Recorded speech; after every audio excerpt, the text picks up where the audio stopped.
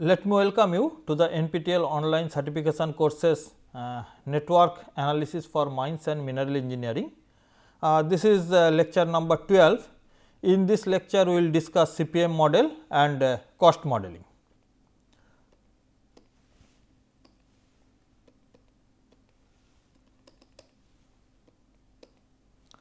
So, like every class, let us retrospect what we have learned so far.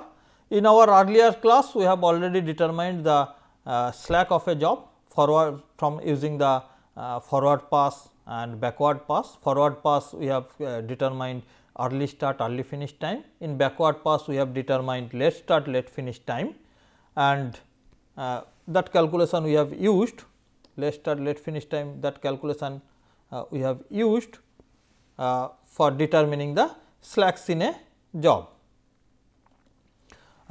In also last class we have discussed the project due dates when the earliest possible time of completion of the project and the target date of completion of the project is different. In that case, how the due dates has to be considered for rescheduling the job is also discussed. But how this rescheduling will be carried out, we will discuss in this lecture. So, let us first consider, so far in critical path method of analysis of a network, whatever we have discussed, that all are basically deterministic approach. That means, we have considered that the time for completion of this job is T. Now, this time for completion of this job T means, suppose this job is that sending X material from A place to B place. Now, sending X material from A place to B place depends on the velocity of that, and that may differ with the speed of some belt or any other drive which is being carried out, or it may be transportation system from X place to Y place. Suppose it is a mines, in the mine the dumper has to carry the material from the shovel to the crushing plant. Now, that means it is a travelling of the dumper depends on the velocity. If the velocity is different, then the time will be different, but or maybe the traffic is congested, the velocity will be different. So, all these conditions are there, that means uncertainties are there which is not considered in the critical path method. We are considering the time taken by the dumper from shovel to crushing plant is 3 minutes, means it is 3 minutes. But these considerations are not considered in the critical path method, and in that scheduling problems, uncertainty problems are considered in the program evaluation review technique, which we will start in our 16th lecture. So, basically if you are considering that, the program evaluation review technique is a probabilistic model and critical path method is a deterministic model which does not entertain any uncertainty. But we have seen in our earlier classes that we have considered a due date which is differing from the target date or maybe the earliest possible time of completion. So, in those cases what we are doing, we are trying to reschedule that one, and considering that we have found some jobs are having negative slacks, but some can be rescheduled within that, reducing their available slacks. That means, in critical path method of analysis also we are having some possibilities which in this case we can handle some level of uncertainty. That means, with the knowledge of project due date, it is understood that in critical path method also variation of job times can be allowed, but it is not based on the statistical method which is considered in the part model, but in a planned way by assigning extra or less resources like man, machine and machinery. So, that means, it is also deterministic approach the way we are carrying out, where probability is not considered, but rescheduling or readjustment is possible. I am giving you another example. Suppose you are digging a pond or maybe lake, where you have to complete it in 10 days by deploying 2 shovels. Now, you can after say 2 days if you see the progress is not good enough, you can carry it out, or if you wish to complete instead of 10 days in 5 days, instead of 2 shovels you have to deploy 4 shovels. So, this is the way in deterministic approach you can have some adjustment in your network time by rescheduling the jobs. So, that means a job may be expedited by deploying additional resources is called crashed, and this process is called crashing. That means, a job which is supposed to be completed in 10 or say capital T time, it can be reduced to small t time, that means in 5 time if we are deploying some additional resources in the job. So, that consideration is possible.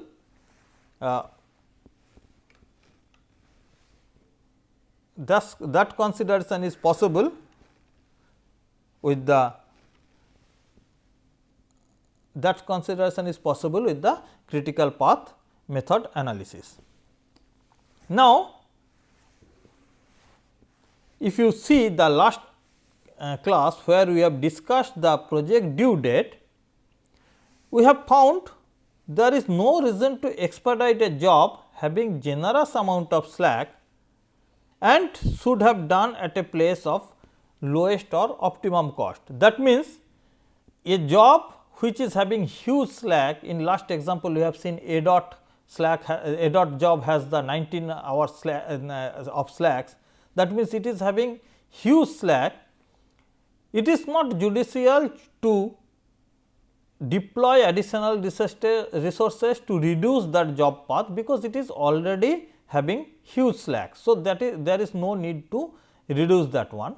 So, which job duration has to be reduced, that is the consideration has to be taken based on the financial analysis of the project. So, now whether the project duration will be reduced, whether the project duration will remain, which job duration will be reduced, that decision is a purely basic financial decision and must be carried out only after the financial appraisal of the project.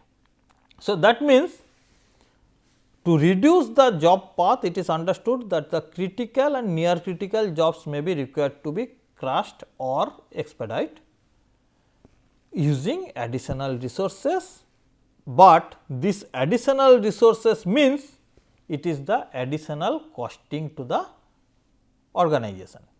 So, whether the crushing has to be carried out, that means the expediting the job will be carried out or not, that is a financial decision, and the financial impact on the project must be carried out and the decision must be calculated and decision must be taken on based on that.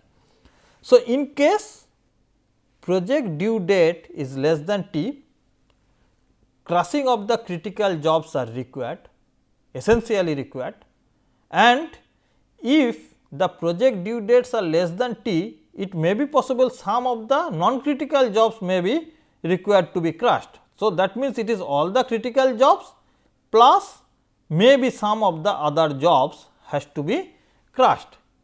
But if D is greater than T, the crushing will be opted or not depends on the financial costing. If you consider the first case also, there also whether the crushing has to be carried out in all the critical jobs or some of the critical jobs or to a particular critical jobs, that decision is also must be a decision to be taken based on the financial or cost optimization. And in case of D less than equal to T, your project cost may increase than the total considerations of the project cost, or it may be decreased also. If it is decreased, in those case whether your due date is accepted or not, you must go for crushing because it is giving you the financial benefit. We will discuss those things in this. but before that we have to understand what is the cost of a project. The cost of a project means we classify it in two terms, one is direct cost, another is indirect cost. Now, let us understand something what is cost. Suppose we want to manufacture something, say there is a lathe machine, we are trying to manufacture in the lathe machine a bolt. Now, for manufacturing a bolt, what we need? We have to bring some iron part, the lathe machine has to put thread on that and that bolt will be made. Now, this iron part is a material and the lathe machine is a machine and the manpower is required to carry out this work. The electric consumption by the lathe machine is the operating cost of the lathe machine and maybe other things are required for creating this bolt in the lathe machine. So, all this man, machine and the power consumption for running of the machines, material used in the machines comes under the direct cost. So, direct cost is the cost which incurred due to the direct involvement into the job activities like manpower, wages, machine operating cost, raw material cost, etc. And also because those direct safety costs etc. are also coming into this, say cleaning of that place every day, if the no working is there, that cleaning is not a part of that, but other things are there which is has to be considered, comes under indirect cost. The for better understanding is that if there is no job, the direct cost is 0. That means, production dependent cost is considered as the direct cost, which is not a time dependent cost.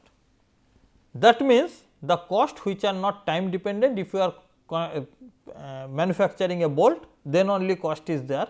If you do not manufacture the bolt, then that means your cost on the iron part is not there, your cost for the machine operation is not there and your cost for the manpower requirement is also not there. That cost is called direct cost and that is considered as the direct cost, which requires, which is dependent on the production only, not on the time.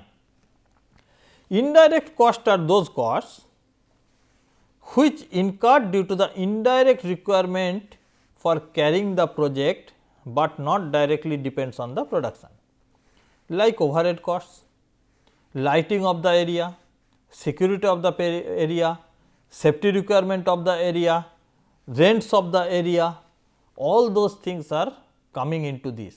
Say suppose if you are considering, say taxes are, sometimes it is direct cost, sometimes it is indirect cost. Suppose if you are considering the mining case, whether you are mining or not, then also you have to pay the cess, which is basically the rent of the land, that has to be paid.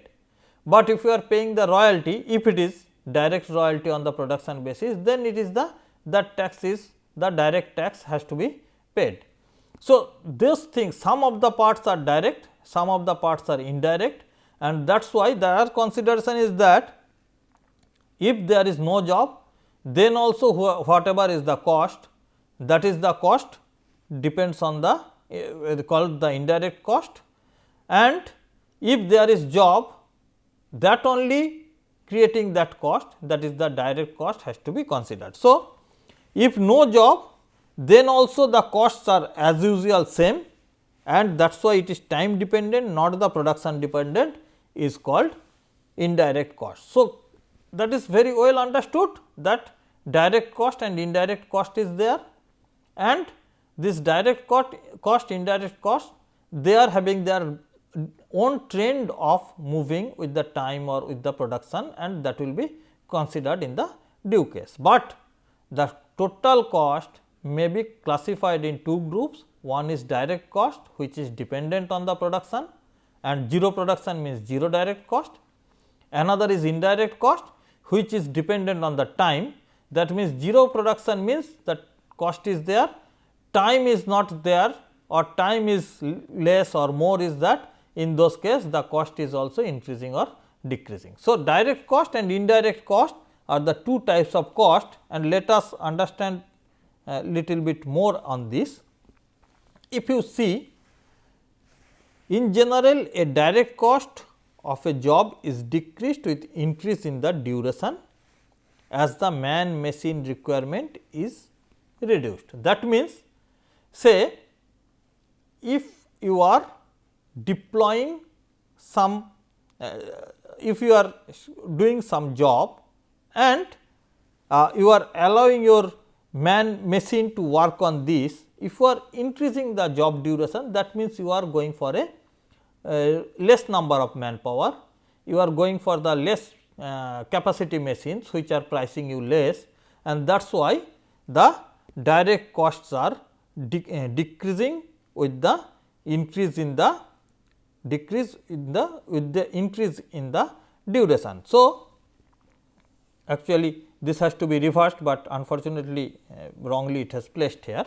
If you see the trend of the direct cost is that with the increase in the job duration, it is going to less. It may be some straight line, it may be some curve, power curve, whichever may be. The trend is that it is reducing with the duration. However, if you try to increase or expedite the job, in that case you have to deploy additional machines, additional manpower, that means it is costing you more. So, that is why direct costs are inversely dependent with the time, decrease with the increase in the time. But if you see the indirect cost will increase with the time as it is purely dependent on the time. Suppose if you are carrying out 1000 bolts per day from a lathe machine, okay, and now you do not have demand, you are carrying out 200 bolts per day.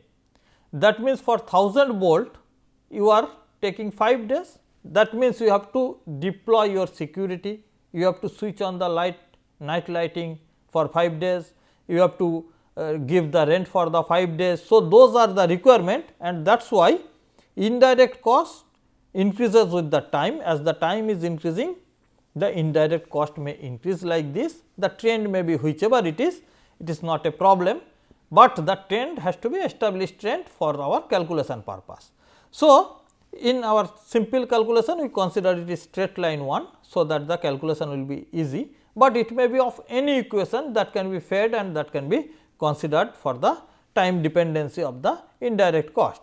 So, it is well understood now that the indirect costs increases with the time, direct cost decreases with the time, and now if we try to calculate the total cost with the time, we may have seen a trend like this, where direct cost of a project is the sum of the direct cost of each job, indirect cost of a project is the total indirect cost of the duration of the project, and total cost is the sum of the direct cost of all jobs and total indirect cost. If we are carrying out this one, basically we are adding for a particular duration, we are adding this much length plus this much length, and by this way we suppose we are getting this value, probably there is little bit it is not a true scale. So, adding these two we are getting this value, that means the total cost, this is the total cost curve, this is the direct cost curve, this is the indirect cost curve.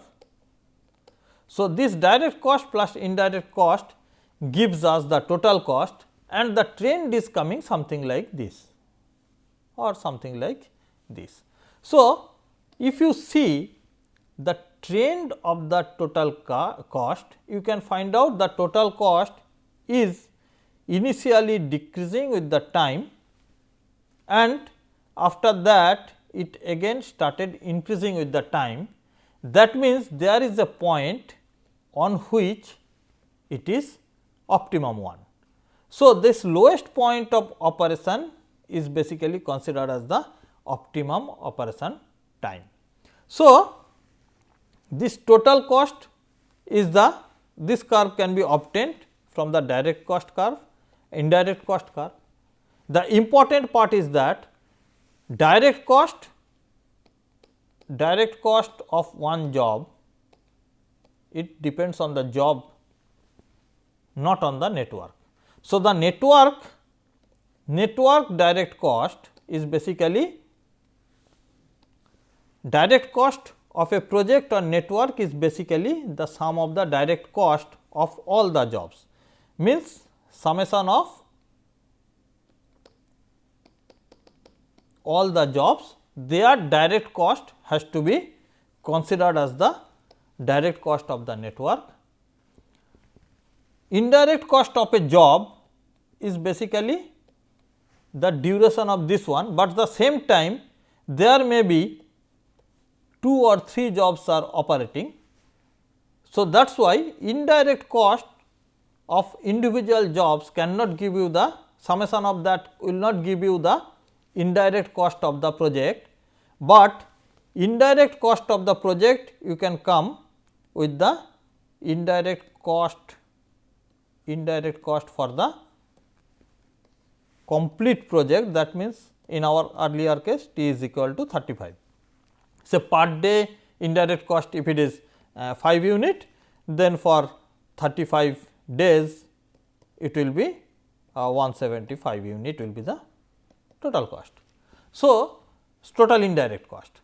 So, that is why the indirect cost depends on the total project duration, not on the particular duration of a job, but the direct cost depends on the particular direct cost of a job, and direct cost of the project is basically the summation of the cost of the each and every activities of the project. Once again I am telling you must remember the dummy activities does not have any cost, does not have any time value. They are basically dummy activity to construct the network. So, in this cost calculation you need not to include the dummy activities. Reduction in duration of jobs, say if it is not slack, increases direct cost, decreases indirect cost if the project duration is also reduced. That means, in our example if you reduce the critical job, then only the project duration will be reduced and indirect cost will be reduced. Otherwise, your cost will not be indirect cost will not be reduced. But if you reduce the jobs which are not critical, in that case also your direct cost will be increases. So, reduction in duration is basically increase the direct cost and decrease the indirect cost if it is a critical job. So, always our concern is that while we are reducing the job, we must consider it must be a critical job that has to be reduced, so that we can have some benefit of reduction of the indirect cost.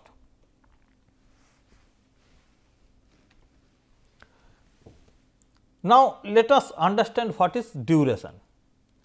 Say every time we are giving say these activities, this activity is having a duration of say 3 days or 3 months or 3 hours like that.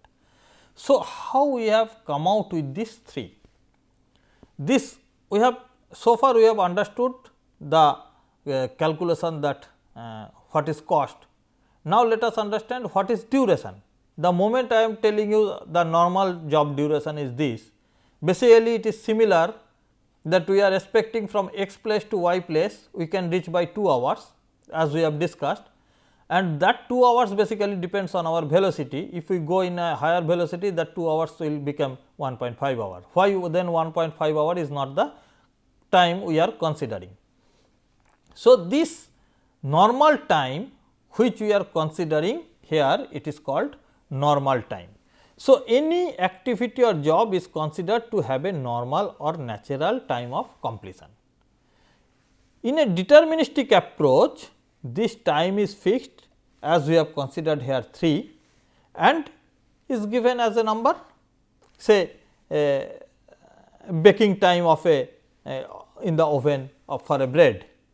Say we placed it in a oven, then we bake it for say 3 hours, so that it will become a bread or become a cake, whichever it is.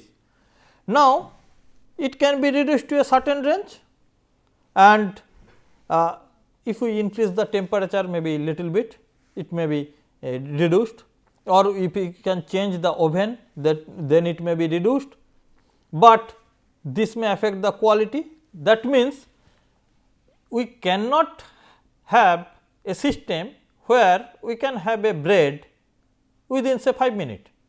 We can place it in the oven, bake it for 5 minutes, it will give the bread. That is not possible, because a normal baking time must be given, then only it will become bread, otherwise it will be a severe effect on the quality of the bread. So, that is why every activities are having a normal time, that means the time we have placed for baking that cake or whichever it is, or there must be a minimum time up to which we can adjust. That minimum time may be by changing the machine, the most modern machine may bake it in say 1 hour instead of 3 hours. So, that is the achievable reduction of the time which we can go for, not for that one. So, that means every activity is having a normal time and having a minimum time, and we can only reduce that activity up to that minimum time, not beyond that time, and that will give us some additional costing. So, that is very important. In our probabilistic manner, we can have a different types of system, where we may consider I think this is shifted little bit. So, this is the mean time at this position and maybe lowest time at this position, which may be possible here. So, this actually this will be there. Generally, in probabilistic approach, we consider mean as the normal time, and lowest time may be having some plus minus 1 sigma or 2 sigma time may be considered as the lowest time, up to which the crushing can be allowed. So, this is the probabilistic approach, but in deterministic approach, we have to consider some normal time and some minimum time, which based on our experience or based on the expertization can be determined. So, in deterministic approach, it is essential that we have to consider the duration for a normal time case and for a minimum time case, and the cost pertaining to this in the indirect cost and cost pertaining to this in the direct cost are the point of interest. So, impact of change in the duration of an activity on the direct cost is inversely dependent. There is no impact on the indirect cost unless and until it leads to change in the duration of the project, because indirect costs are not job dependent, it is the project dependent, time dependent, and that is why that completion time, if the completion time of the projects are not reduced, then the indirect cost will not be reduced, and the indirect cost will reduce, direct cost will increase. That is the way one has to calculate the financial analysis for the job, whether it will be expedite by crushing or not, that has to be considered.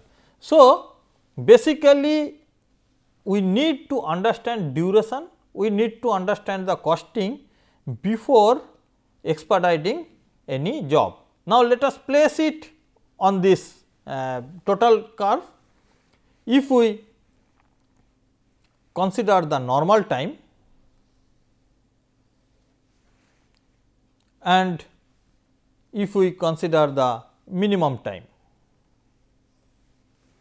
So, reduction in duration of a job cannot be carried out below a certain level, this is fixed, and their position is very important.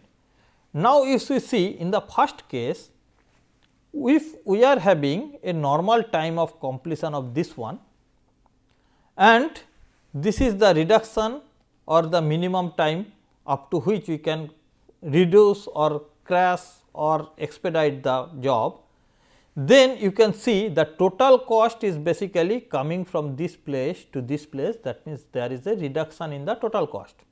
Though there is some increase in the indirect cost, increase in the direct cost, indirect cost, those things happen, but despite that our total costs are being reduced by going from the normal time to the minimum time. So, the total cost of this is reduced and that is why it is financially acceptable. However, if you look into the another set, this one and this one, where the normal time is this one, minimum time is this one, and if you are trying to shifting this one from this place to this place, this is basically increasing your total cost, where normal condition it is there and the reduced condition or crashing or expedite condition it is there, that means there is a increase in the total cost. So, this increasing and decreasing of the cost in the total cost is carried out by crashing or expediting the job. Basically, reduction or increase in the direct cost or indirect cost is not important. Reduction in the total cost is important for these cases. And it also may be possible, suppose if you are considering for a particular job, this is the normal time and this is the minimum or reduced time, then what will happen? Initially the total cost is being reduced, then it is again increasing.